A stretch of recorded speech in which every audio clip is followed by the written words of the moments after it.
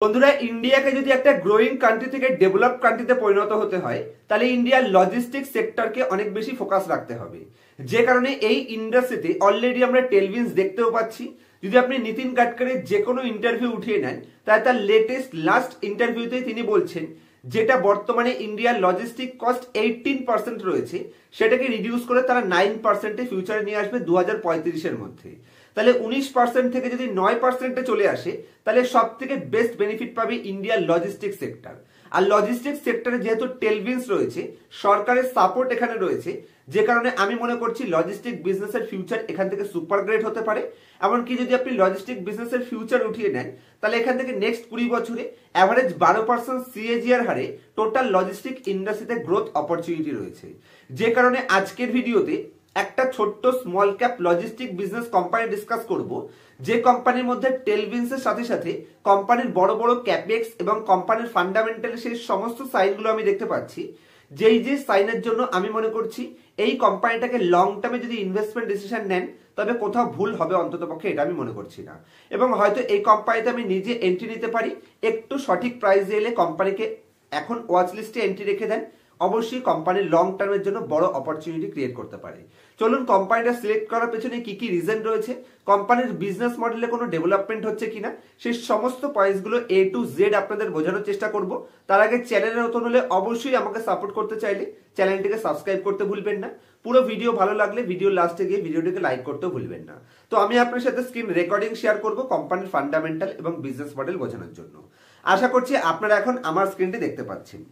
সবার প্রথমে এই কোম্পানির বিজনেসের যদি আমি কিছু অ্যাডভান্টেজের কথা বলি, যে কারণে আমি মনে করছি ইন্ডাস্ট্রির টেলউইন্ডসকে কোম্পানি একচেটিয়া মার্কেট শেয়ার গেইন করার কাছে ইউজও করছে।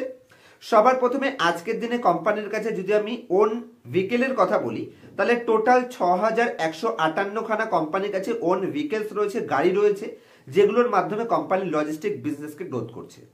নেক্সট পয়েন্টে যদি আমি কোম্পানির অ্যাভারেজ যদি আমি ক্যারিং ক্যাপাসিটির কথা বলি তাহলে 1 টন থেকে 36 টন কোম্পানির টোটাল ক্যারিং ক্যাপাসিটি রয়েছে। যদি আমি কোম্পানির নিউ ভেহিকেল অ্যাডের কথা বলি তাহলে একদম লেটেস্ট H1 FY25 এ লেটেস্ট হাফ ইয়ারলি 6 মান্থের মধ্যে কোম্পানির টোটাল 300 খানা নতুন ভেহিকেলস এই কোম্পানির মধ্যে অ্যাড করেছে। তাহলে টোটাল বিজনেসের যে অপরচুনিটি আছে সেটা কোম্পানির ভেহিকেল অ্যাডিং পার্সেন্টেজ দেখলেই বোঝা যাচ্ছে। যদি কোম্পানি লাস্ট 6 মাসের মধ্যে 300 খানা নতুন ভেহিকেলস অ্যাড করেছে বিজনেসে, সেটা কেন করেছে? কারণ টোটাল ইন্ডাস্ট্রিতে গ্রোয়িং অপরচুনিটি আছে এবং সেটাকে কন্টিনিউয়াসলি কোম্পানি গ্র্যাব করতে চাইছে। নেক্সট পয়েন্টে যদি আমি আসি তাহলে যদি আপনি কোম্পানির ডেট ফ্রি ভেহিকেলস এর কথা বলেন, কোম্পানির কাছে টোটাল যে 6158 খানা গাড়ি রয়েছে, প্রচুর কোম্পানি সেগুলোকে ইএমআই তে পারচেজ করে, যেখানে অলরেডি কোম্পানির কাছে 5038টা গাড়ি মানে 82% যে কোম্পানির ভেহিকেলস রয়েছে সেগুলো ডেট ফ্রি ভেহিকেলস, মানে সেই গাড়িগুলোর অলরেডি কোম্পানির ইএমআই ক্লিয়ার হয়ে গেছে, পজিটিভ সাইন। যদি আমি কোম্পানির নেক্সট পয়েন্টে আসি, টোটাল 1404 মানে 23% ভেহিকেল কোম্পানির ফুললি ডেপ্রিসিয়েটেড হয়ে গেছে। তো টোটাল ইন্ডাস্ট্রির অপরচুনিটিকে কোম্পানি যে কন্টিনিউ গ্র্যাব করার চেষ্টা করছে সেটা কোম্পানির এই তিনটে ডেটা দেখলেই ক্লিয়ার কাট বোঝা যাচ্ছে। যেখানে যদি আমি কোম্পানির H1 FY25 এর কি ডেভেলপমেন্টের কথা বলি, যেখানে 54 খানা নতুন branches company already fresh open করেছে H1 FY25 এ। এবং যদি আমি ক্লোজের কথা বলি তাহলে এই 6টা মাসের মধ্যে কোম্পানির 16 খানা ব্রাঞ্চেস ক্লোজও করেছে। টোটাল যদি আমি নাম্বার অফ ব্রাঞ্চেস দেখি, যেখানে কোম্পানির বর্তমানে 1247 খানা ব্রাঞ্চেস রয়েছে, 54 খানা নতুন ব্রাঞ্চেস ওপেন করেছে, 16 খানা ব্রাঞ্চেস ক্লোজ করেছে। তো অ্যাভারেজ কিন্তু কোম্পানির ব্রাঞ্চেস ইনক্রিজ হয়েছে, যেটা পজিটিভ সাইন। এবং কোম্পানি এখানে এক্সপেনশনও করছে, কোম্পানিটার ব্রাঞ্চেস এরিয়াকেও এক্সপ্যান্ড করছে এবং তার সাথে কোম্পানি তার টিপিটি এরিয়াকেও কিন্তু ইনক্রিজ করছে। তার মানে বিজনেসের গ্রোথের উপর কোম্পানি ফোকাস রাখছে। এবং যদি আপনি কোম্পানির নাম্বার অফ জিটি ভেহিকেলস এর কথা বলেন, যেখানে কোম্পানি 5994টা ভেহিকেল ছিল FY24 এ, সেটাকে ইনক্রিজ করে FY25 এ 6158 খানা ভেহিকেলসে নিয়ে এসছে। এবং যদি আপনি কোম্পানির কি ম্যাট্রিক্সের কিছু ইম্পর্টেন্ট গ্রোথের সাইন দেখেন তাহলে সবার প্রথমে কোম্পানির টোটাল ইনকামে যদি আমি আসি, total income quarter on quarter বেসিসে এখানে 8% ইনক্রিজ করেছে, যেটা প্রিভিয়াস ইয়ারে ছিল কোয়ার্টার অন কোয়ার্টার বেসিসে প্রিভিয়াস কোয়ার্টারে ছিল 47,198 লাখ, সেটাকে ইনক্রিজ করে কোম্পানি 80,198 লাখে নিয়ে গেছে। এবং যদি আপনি Q2 ইয়ার অন ইয়ার বেসিসে দেখেন তাহলে এখানে 12% ইনক্রিজ করেছে টোটাল ইনকামকে। এবং যদি আপনি ইয়ার অন ইয়ার বেসিসে কোম্পানির H1 হিসেবে দেখেন মানে হাফ ইয়ারলি বেসিসে তাহলেও কিন্তু 10% ইনক্রিজ রয়েছে। তো Q1 Q বেসিসে এবং Y1 Y বেসিসে কোয়ার্টার অন কোয়ার্টার এবং ইয়ার অন ইয়ার দু জায়গাতেই কিন্তু কোম্পানি কন্টিনিউ গ্রোথের সাইন দেখাচ্ছে। এবং যদি আপনি কোম্পানির নাম্বার অফ ব্রাঞ্চেসের কথা বলি এখানেও ইমপ্রুভ হচ্ছে, যেখানে কোম্পানি Q2 ইয়ার অন ইয়ার বেসিসে 82 মানে 82খানা নতুন ব্রাঞ্চেস ওপেন করেছে। কোয়ার্টার অন কোয়ার্টার বেসিসেও কোম্পানির দুটো নতুন ব্রাঞ্চেস ওপেন করেছে একটা কোয়ার্টারের মধ্যে। এবং H1 মানে হাফ ইয়ারলি বেসিসে ইয়ার অন ইয়ার বেসিসে কোম্পানি এখানে 42খানা নতুন ব্রাঞ্চেস ওপেন করেছে। যদি আপনি এখানে কোম্পানির টন ডেলিভারিড দেখেন তাহলে এখানেও কোম্পানি ইয়ার অন ইয়ার বেসিসে 4% ইনক্রিজ করেছে, কোয়ার্টার অন কোয়ার্টার বেসিসে 2% ইনক্রিজ করেছে। যদি আপনি ক্যাপাসিটি এডিশন দেখেন তাহলেও এখানে 3% ইনক্রিজ রয়েছে এবং 1% এখানে সামান্য ডিক্রিজ রয়েছে। তবে ওভারঅল যদি আমি H1 হিসেবে দেখি তাহলে এখানে ইনক্রিজ রয়েছে। যদি আপনি কোম্পানির ক্যাপেক্স এর ডিটেলস দেখতে চান তাহলে এখানে কোম্পানির ক্যাপেক্স এর ডিটেলসও রয়েছে। কোয়ার্টার অন কোয়ার্টার বেসিসে কোম্পানির ক্যাপেক্স এখানে ইমপ্রুভ করেছে, ইয়ার অন ইয়ার বেসিসে সামান্য রিডিউস হয়েছে। কিন্তু মাথায় রাখবেন টোটাল যদি আপনি এক্সপেনশন দেখেন অথবা ক্যাপেক্স দেখেন টোটাল ক্যাপেক্স কিন্তু এখনো চলছে, রিডিউস হয়েছে কিন্তু টোটাল ক্যাপেক্স এখনো আছে। যেটা প্রিভিয়াস ইয়ারে H1 ইয়ার অন ইয়ার বেসিসে 19,885 লক্ষ ক্যাপেক্স ছিল, সেটাকে কোম্পানি রিডিউস করেছে কিন্তু ক্যাপেক্স এবছরও রয়েছে 11,941 লাখ। তো প্রত্যেকটা পজিটিভ সাইন কোম্পানির বিজনেসের মধ্যে দেখা যাচ্ছে। এবং এখানে যদি কোম্পানির আর্নিং হাইলাইটসও দেখি এখানেও পজিটিভ সাইন রয়েছে। কোয়ার্টার টু FY25 এর আর্নিং হাইলাইটস এর মধ্যে কোম্পানি তার টোটাল ইনকামকে ইয়ার অন ইয়ার বেসিসে 12% গ্রোথ করেছে এবং কোয়ার্টার অন কোয়ার্টার বেসিসে 8% গ্রোথ করেছে। যদি আপনি এবিডা দেখি, এবিডা মানে হচ্ছে earning before interest tax depreciation and amortisation. এই হিসেবে যদি আপনি দেখেন তাহলে কোম্পানি ইয়ার অন ইয়ার বেসিসে এখানে 39% এবিডা গ্রোথ করেছে এবং 33% কোয়ার্টার অন কোয়ার্টার গ্রোথ করেছে। প্রফিট বিফোর ট্যাক্সেও গ্রোথ আছে, প্রফিট আফটার ট্যাক্সেও কোম্পানির গ্রোথ রয়েছে। এবং এখানে যদি আপনি ডিটেলস দেখতে চান তাহলে ভালো করে এই সমস্ত পয়েন্টসগুলো আপনি একবার পড়ে নেবেন যে কোম্পানি এখানে ডিটেলে কি কি ইনক্রিজ করেছে সেই পয়েন্টসগুলো দিয়েছে। আমি শুধু একটা পয়েন্টস আপনাদের আইডেন্টিফাই করে দেখানোর চেষ্টা করছি, যেখানে কোম্পানির ব্রাঞ্চেস অ্যাডেড যদি আমি দেখি, যেটা একটু আগে আমি দেখিয়ে দিয়েছি, এখানে স্পষ্ট আরো ক্লিয়ার করে কোম্পানি দিয়েছে। Q1 Q বেসিসে কোম্পানি এখানে দুটো নতুন ব্রাঞ্চেস ওপেন করেছে এবং ইয়ার অন ইয়ার বেসিসে কোম্পানি তাদের ব্রাঞ্চেস এখানে 82খানা ওপেন করেছে। বাকি পজিটিভ সাইনগুলো এখানে পড়ে নেবেন, তাতে আরো ভালো আপনারা বুঝতে পারবেন। যদি আমি কোম্পানির একদম লাস্ট 2 বছরের ফিনান্সিয়ালস ওপেন করি তাহলে এখানেও পজিটিভ সাইন রয়েছে। যদি আপনি কোম্পানির কোয়ার্টারলি ইনকাম দেখেন, টোটাল ইনকাম, তাহলে কন্টিনিউয়াসলি গ্রোথ করছে। যদি আপনি কোম্পানির এখানে FY24 এর রেজাল্ট দেখেন 2021 থেকে 2024 পর্যন্ত কন্টিনিউয়াসলি কোম্পানি তার টোটাল ইনকামকে ইনক্রিজ করছে, প্রত্যেক বছর গ্রোথ রয়েছে। যদি আপনি কোম্পানির এবিডা এবং এবিডা মার্জিন দেখেন এখানেও কন্টিনিউয়াসলি গ্রোথ রয়েছে। এবং যদি আপনি কোম্পানির এবিডা মার্জিনস হিসেবে দেখেন 2021 থেকে 2024 পর্যন্ত, তাহলে মার্জিন হয়তো এখানে কোম্পানির সামান্য ডাউনে এসছে কিন্তু কোম্পানির এবিডা কিন্তু কন্টিনিউয়াসলি ইনক্রিজ হয়েছে।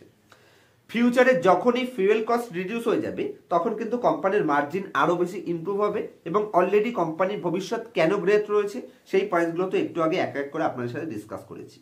তো বন্ধুরা আশা করছি যে লজিস্টিক কোম্পানিটা নিয়ে আজকে আপনাদের সাথে ডিসকাস করছি, কোম্পানির বিজনেস মডেলে কি কি অ্যাডভান্টেজ রয়েছে, কেন কোম্পানি ফিউচারে গ্রোথ করতে সক্ষম হবে এবং ইন্ডাস্ট্রির টেলউইন্ডসকে কেন কোম্পানি গ্র্যাব করবে, সেই পয়েন্টসগুলো অন্ততপক্ষে আপনাদের আইডেন্টিফাই করে দিতে পেরেছি। চলুন এবার কোম্পানির ফিনান্সিয়াল স্টেটমেন্টে কোম্পানির ভ্যালুয়েশন এবং কোম্পানির অতীতের ট্র্যাক রেকর্ড প্রত্যেকটা পয়েন্টস বোঝানোর জন্য আমি আপনার সাথে স্ক্রিন রেকর্ডিং শেয়ার করছি, আপনাদের স্ক্রিনারের উপরে নিয়ে যাব।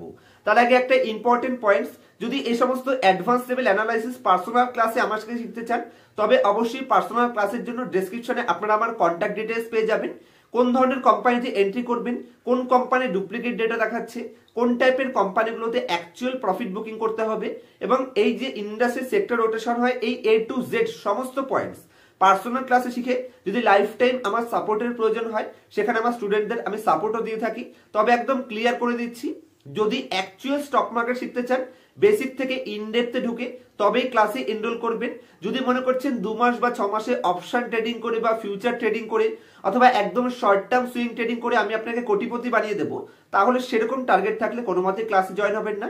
অ্যাকচুয়ালি লং টার্মে যদি ইনভেস্টমেন্ট করে আপনি লং টার্ম ওয়েলথ ক্রিয়েশন করতে চান, কোম্পানির ডুপ্লিকেট ডেটা, কোম্পানির এন্ট্রি, কোম্পানির এক্সিট সমস্ত পয়েন্ট শিখতে চাইছেন, তবেই পার্সোনাল ক্লাসে এনরোল করবেন। ক্লাসের জন্য স্ক্রিনের উপর মোবাইল নাম্বার দেখতে পাচ্ছেন এবং ডেসক্রিপশনে আমার কন্ট্যাক্ট ডিটেইলস পেয়ে যাবেন। চলুন কোম্পানির ফিনান্সিয়াল স্টেটমেন্ট বোঝানোর জন্য আমি আপনাদেরকে স্ক্রিনের উপরে নিয়ে যাচ্ছি। তো আশা করছি আপনারা এখন আমার স্ক্রিনটি দেখতে পাচ্ছেন। তো যে কোম্পানিটা নিয়ে আজকে ডিসকাস করছি, এই কোম্পানি হচ্ছে ভিআরএল লজিস্টিক। আমি পার্সোনালি মনে করছি এই কোম্পানির মধ্যে সেই সমস্ত অ্যাডভান্টেজগুলো রয়েছে যে কারণে এই কোম্পানি একটা বড় রিটার্ন দিতে পারে। সবার প্রথমেই ক্লিয়ার করে দিচ্ছি, যেহেতু কোম্পানির পিইজি রেশিও নেগেটিভ রয়েছে, এটাকে কিন্তু কোনো মতেই নেগেটিভ নেবেন না। আমি সবার প্রথমে এটা ক্লিয়ার করার জন্য প্রফিট অ্যান্ড লস স্টেটমেন্টে যাই। যদি আমি কোম্পানির নেট প্রফিট দেখি, তাহলে এখানে 2 বছর আগে 323 কোটি প্রফিট ছিল, সেটা রিডিউস হয়েছে। অ্যাকচুয়াল কিন্তু প্রফিট এখানে রিডিউস হয়নি। যদি আপনি কোম্পানির অপারেটিং প্রফিট মার্জিনের নিচে কোম্পানির আদার ইনকাম দেখেন, তাহলে এখানে 2022-এ 171 কোটি কোম্পানির আদার ইনকাম এসেছিল, যে কারণে কিন্তু কোম্পানি অ্যাকচুয়ালি এখানে এত বড় প্রফিট দেখিয়েছিল। এটা অ্যাকচুয়ালি বিজনেসের প্রফিট নয়, যে কারণে এখানে গোলমিল করবেন না। আর এই প্রফিটটার জন্য কিন্তু কোম্পানির, যদি আমি এখানে পিইজি রেশিও দেখি, তাহলে নেগেটিভ সাইন দেখাচ্ছি, কিন্তু অ্যাকচুয়ালি এটা কোনো নেগেটিভ সাইন নয়, এটা শুধু শর্ট টার্ম নেগেটিভ ইম্প্যাক্ট। ফিউচারে এটা ঠিক হয়ে যাবে, কারণ আদার ইনকামটাকে ধরা হয়েছিল বলে এটা নেগেটিভে এসেছে। বাকি যদি আমি অ্যানালাইসিস করি, মাত্র 4700 কোটির কোম্পানি, তো ফিউচার আউটলুক সুপার গ্রেট এবং সেই সমস্ত এডিশনগুলো কোম্পানি করছে, যে কারণে কোম্পানি ফিউচারে বড় হওয়ার পোটেনশিয়াল রয়েছে।